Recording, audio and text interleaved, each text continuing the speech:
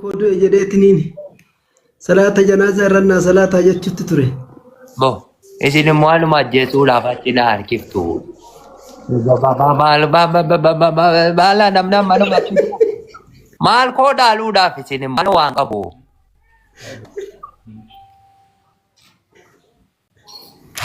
Maali poolisni isin qabnaani kaumaa harka isinirra darbinaan bari ilma tarimu maal ta'e jennee abbaan tamam.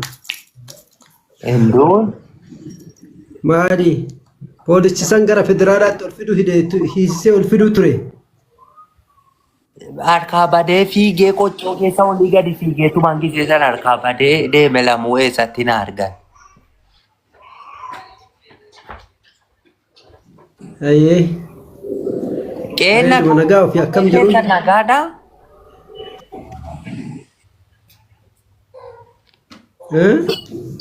Ijoollee nagaadhaan jeen.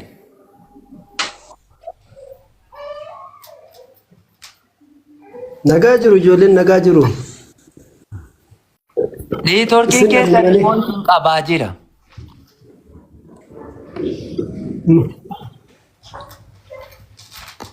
Maali as argine gaaf tokko finfinnee dhuftanii turre isin poolisa baqattan immoo maali biyya kanatti ka kiisii nama seenanii hattoonni way waa isin harkaa fudhatanii gaafa dhuftan san.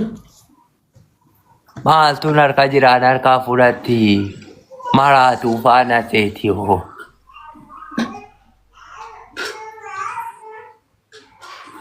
Maali kiisiin furdaadha gama tokkoon gaafa sana maal abbaatama way harkaa kiisima seentee waa harkaa fuuti jedhee shakkee ture. Farankaa miti istaaliidhuma waan argen borsaatti guure malee.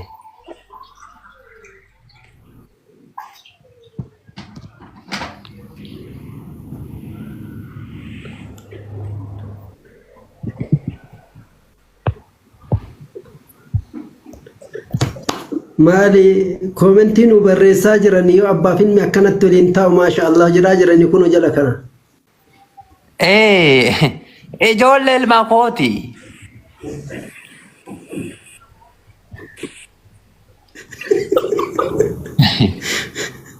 Mee fooloon goosisaa kaa ilmoolee teessan tana yaa baabaa koo. Ijoollee namni 113 ajjirtan hundi keessa nu fooloo godhame gisee tokko. Hundi keessa nu godhame mee. Aduu ilma hangafaa. Godha al tokko hundi keessa nu meegisee tokko godha. Fooloo godha. Akkam jirtu jiruun? Galatoomaa. Ani qaatan godhe. Maali finfinnee guyyuma takka san dhuftanii achumaan baddanne yaa baabaa. Maal achi farankaa malee achi jiraachuun hin cimaa hoo. Shaayii buna naannoo farankaa guddaa nama gaafatu oolaaluma wayiin gurguradhee dhufaman. Maali anas hin jiru ilmi keessani? Isinis boo maali manan teessanoo qophaa mana keessa taa'u moo nan sodaadha hoo. Maali kitaaba qaraatanii kunoo kitaaba quraana guddaa kaman guddoo bitee kunoo asii qabna kunoo guddicha. Kun kaman guddooti naddaarallee hin barbaadu manaaxiris hin barbaachisu maagaa manaaxiris isinii haara'imsa. Ilaahi takkata naa utuu yaa Rabbi yaa Allah. Wallaahi waman dhufee fudhadhu. Isuma dhuguma. Isuma dhuguma. Isuma kottaa fudha maali isin Kan fudhadha isa guddaa kana. Maali isin immoo bartanii iyyuu kaadan qaraa keessa fiidanii farda tiisuu fi hoolaa tiisutti jirtanii yoom quraana qaraatu? Yoom quraana qaraatu? Maal galgalan qara'u? Farda san isinirra haa gurguru makiinaa isinii bitaa. Makiinaan jaalladhu gaangoodhuma bareedaa saawwama giidoo qabu wayinaa bitaa. Maal karaa keenya karaan hin jiru makiinaan eessaan dhaqa.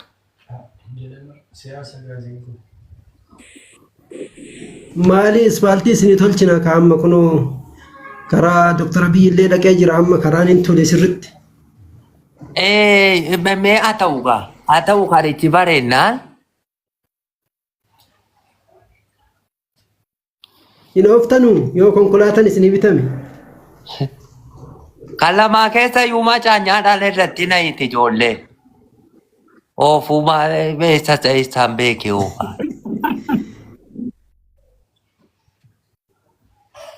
Gaazara lafa keettu gaaf sana. Olitti ba'ee isi amma ageggeessi kana qabee jennaan deemuu di.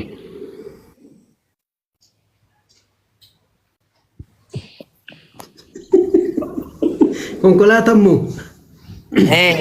Duraalee maal gaangoo yoo walitti baaluu gama qabnaanuma deemti. Anis akkasuma jedhee tan amma isiin akka ageggeessi kana giteen akkanatti qabu calluma jetteetuma dhaabatte. Konkolaataa bara harkaaniin oofanii miilaan oofanii abbatamaa. Miilaani?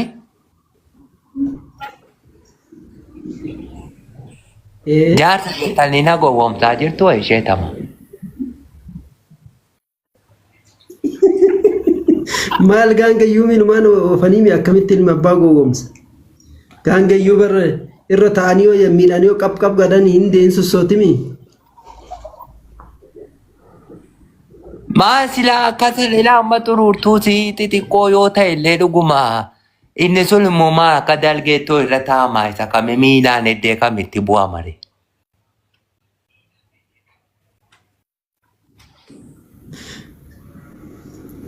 Ayyee amma konkolaataa isinii binna jabaadhaa quraana isin qaraatu kotta qabee biiroo mucaa keessanii kanas kottaa laalaa. Ilan dhufa yoo rabbi jedhe lan dhufa.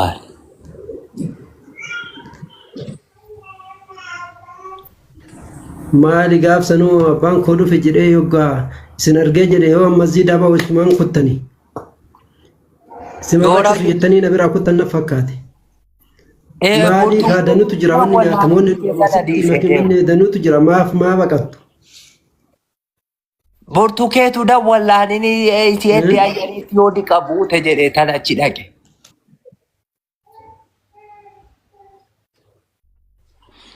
Akkasii.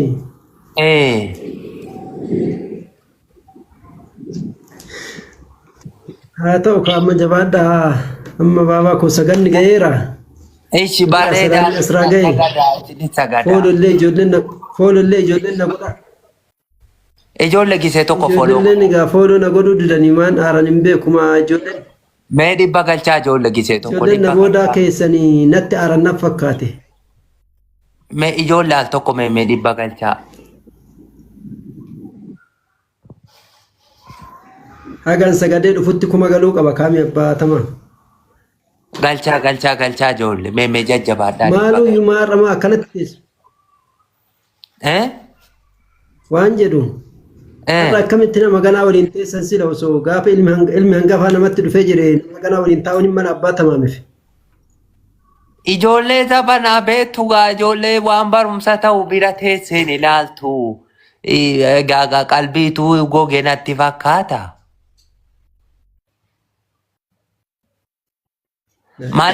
Maali gaa? Halluu nama 300 taa'u.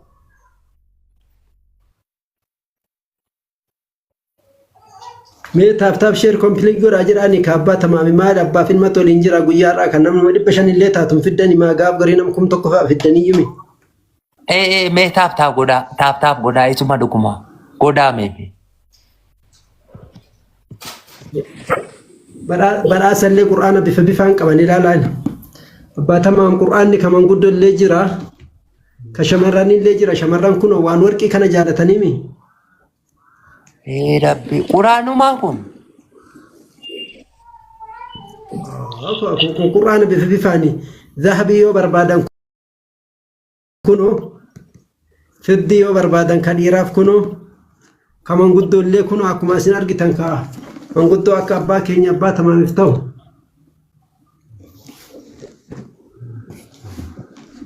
Nasimi maali? Faree kuno ka kana taru ka akkana jira kuno. Badhaasa ka akkana illeetu jira kuno la. Mee ijoollee fooloo godhaa dhibba galchaa. Waan kana hin beekne manni na dhibba galchaa. Maali?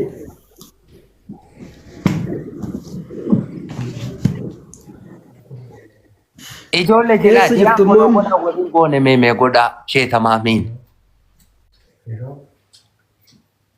Mucaa keessan kaara san bira jirtan moo sila kaara bira eega deemtani?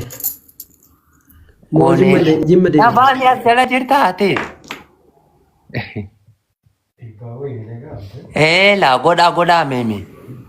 Sheetamaamiin godha sheetamaam ilma kooti.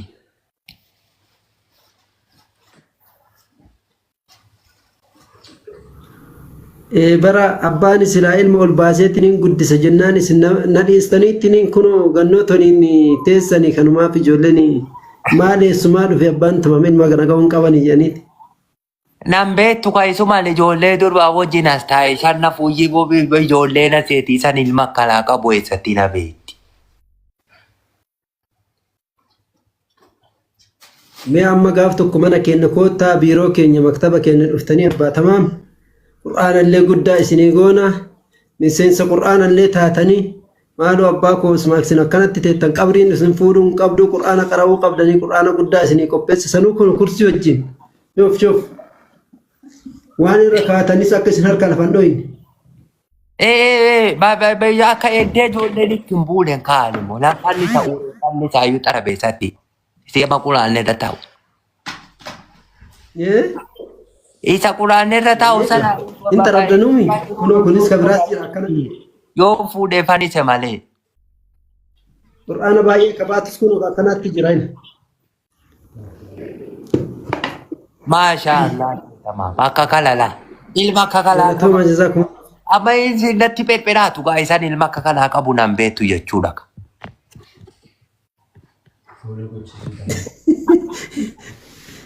Koottaa isin finfinnee ol koottaa maaloo gaangoo sannii isaatti gara konkolaataatti ol fuudhamee koottaa qulfii isinii finne qulfii isin harka kenna yoo qulfiin isin harka seene gaa isaanuun dhufu.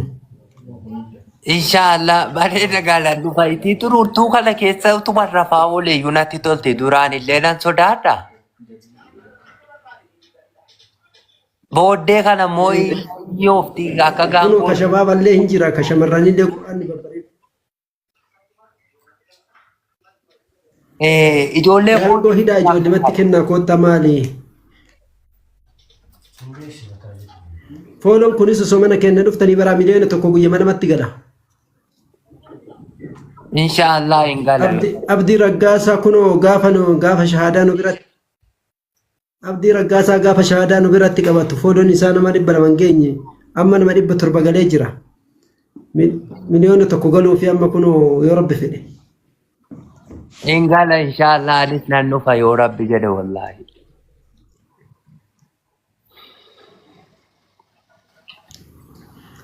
Meeqarra jirtu abbaa tamaamam? Amma 500 galuudhaaf yoo rabbi jedhe ji'a kana keessa.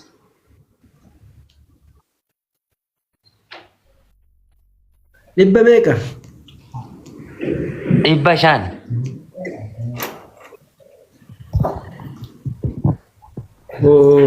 Mucaa keessan kana dhibbuma takka irraan kennitanii fiire?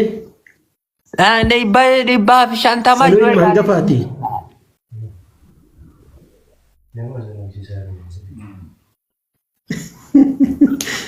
yaa ta'u galatooma jazaakumullahu khairan. Jabaadhaa ijoollee kaa jabaa kenna abbaa keenya kana jabeessa abbaa tamaam.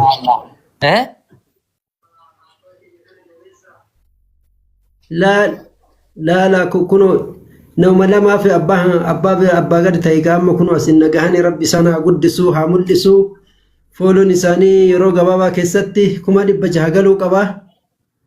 Abbaan tamaam akka itti nama tabsiisu maalumaan